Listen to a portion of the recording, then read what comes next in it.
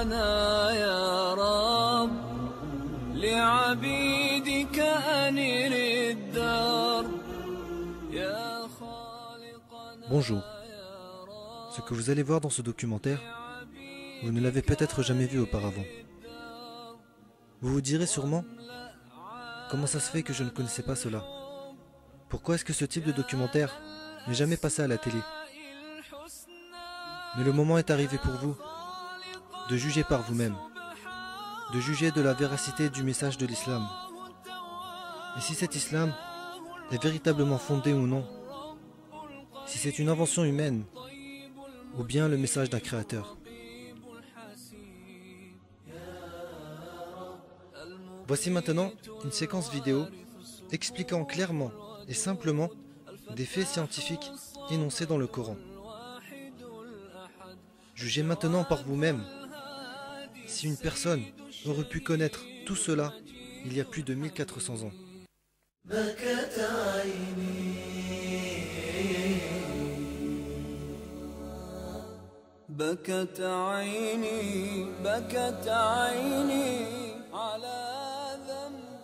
La théorie du Big Bang, qui a été acceptée à l'unanimité par le monde scientifique au XXe siècle, prouve que l'univers est apparu dans une gigantesque explosion.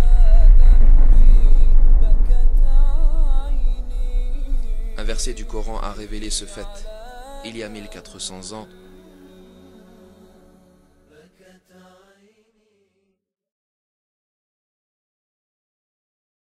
أولم ير الذين كفروا أن السماوات والأرض كانتا رتقا ففتقناهما وجعلنا من الماء كل شيء حي أفلا يؤمنون. Ceux qui ont mécru, n'ont-ils pas vu que les cieux et la terre formaient une masse compacte? Ensuite, nous les avons séparés et fait de l'eau toute chose vivante. Ne croiront-ils donc pas?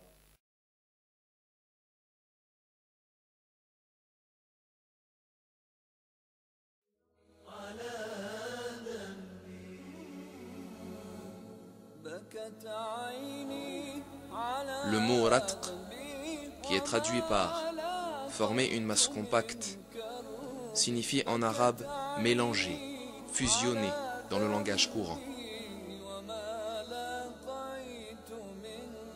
Et le verbe séparer dans la phrase « nous les avons séparés » correspond au verbe arabe fataqa, qui implique le désassemblage ou la destruction de la structure des éléments unis les uns aux autres.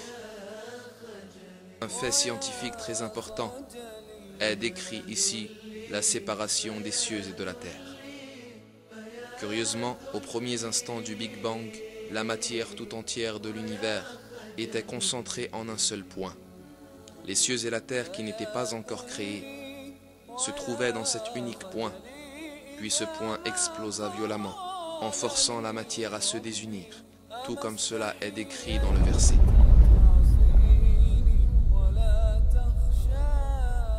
Les gens vivant il y a 14 siècles ne possédaient bien sûr pas les connaissances scientifiques ou la technologie leur permettant de savoir que la Terre, le Soleil, la Lune et les étoiles, tout ce qu'ils voient ou tout ce qui est invisible dans le ciel était initialement unis en un seul point.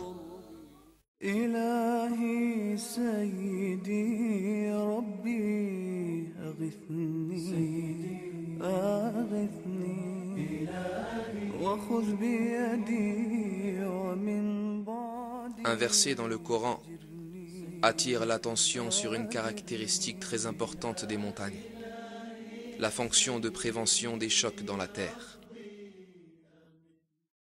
وجعلنا في الأرض رواسي أن تميد بهم وجعلنا فيها فجاجا سبلا لعلهم يهتدون. Et nous avons placé des montagnes fermes dans la terre afin qu'elles ne s'ébranlent pas en les entraînant.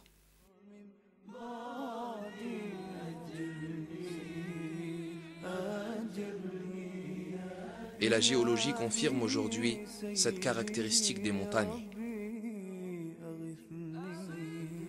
Autrefois, on pensait que les montagnes étaient de simples protubérances s'élevant à la surface de la Terre.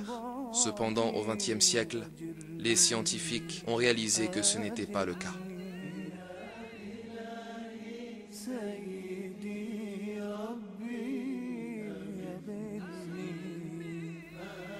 Les parties communes, comme étant les racines des montagnes, s'étendent aussi profondément que 10 à 15 fois leur propre hauteur. Par exemple, le mont Everest, dont le sommet culmine à environ 9 km au-dessus de la surface de la Terre, possède une racine profonde de plus de 125 km.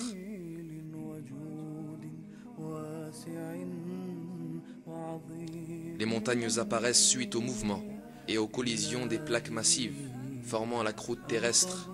Quand deux plaques entrent en collision, la plus solide glisse sous l'autre et celle du dessus se tord et forme des hauteurs et des montagnes. La couche du dessous avance dans les profondeurs et forme une extension profonde vers le bas. Ces extensions sont les racines des montagnes. Grâce à leurs racines, les montagnes fixent les croûtes terrestres. Par conséquent, elles empêchent tout glissement sur la couche de magma, parmi les couches elles-mêmes, et elles empêchent également de grandes secousses terrestres.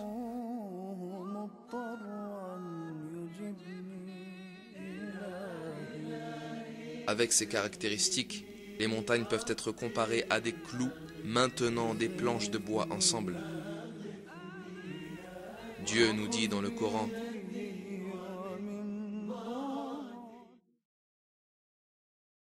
ألم نجعل الأرض مهادا والجبال أوتادا.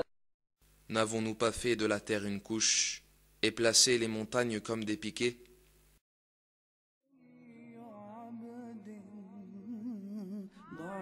Le fait que cette fonction fut révélée dans le Coran à une époque où personne ne le savait est un autre des grands miracles du livre. S'il n'y avait pas l'effet fixant des montagnes, le sol ne tiendrait pas à la surface de la terre, l'eau ne s'accumulerait pas dans le sol, aucune plante ne pousserait. En bref, la vie sur terre serait impossible. Grâce à la miséricorde de Dieu, cependant, la terre est capable d'entretenir la vie.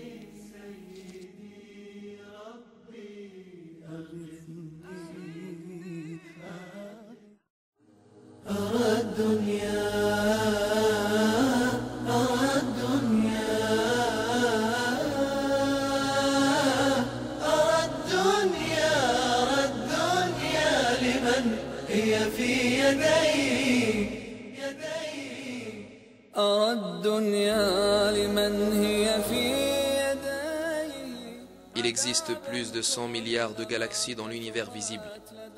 Et chaque petite galaxie contient approximativement 1 milliard d'étoiles. De plus, chaque grande galaxie en contient plus d'1 trillion. Beaucoup de ces étoiles possèdent des planètes, et un grand nombre de ces planètes possèdent des satellites. Tous ces corps célestes suivent des chemins et des orbites très finement calculées depuis des millions d'années. Les étoiles, les planètes et les satellites tournent tous autour de leur propre axe, et ils tournent également avec le système duquel ils font partie.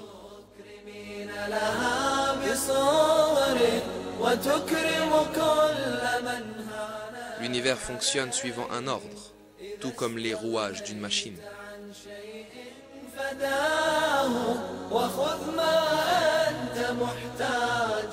Le mouvement des corps célestes dans leur orbite est basé sur un réglage très fin, à tel point que leur déviation dans leur chemin peut avoir des conséquences drastiques qui peuvent sonner la fin du système complet. Par exemple, les conséquences d'une déviation de la course de la Terre de simplement 3 mm ont été décrites ainsi.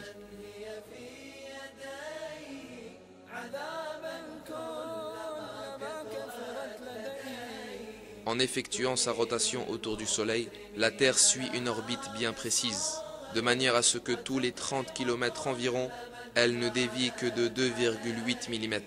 L'orbite que suit la Terre ne change jamais, car même une déviation de 3 mm seulement provoquerait des désastres.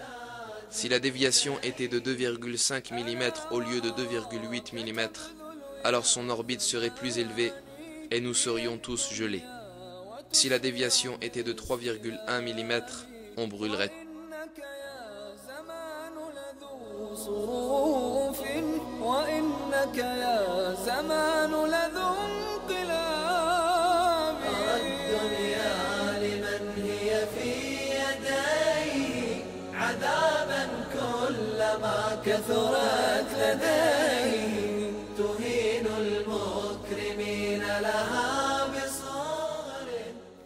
Ces faits n'ont été découverts